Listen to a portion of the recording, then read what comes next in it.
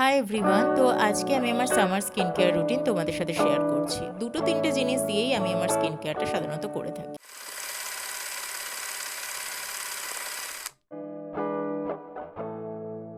তো প্রথমে আমি ঠিক করলাম আমার মুখের যে আনওয়ান্টেড লোমগুলো আছে, আনওয়ান্টেড হেয়ারগুলো, সেগুলো রিমুভ করা যাক।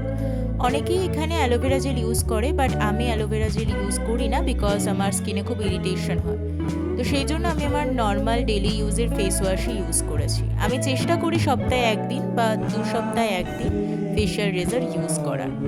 তারপর মুখটাকে ভালোভাবে ড্রাই করে নিয়ে আমি ইউজ করলাম আমার ফেভারিট ফেস মাস্ক, যেটা ছিল গুড ভাইবসের উপটান ক্লে ফেস মাস্ক। এটা ইউজ করার পরে আমার যে পিম্পলস আর র্যাশেসের একটা ইস্যু ছিল সেটাও অনেকটা দূর হয়েছে।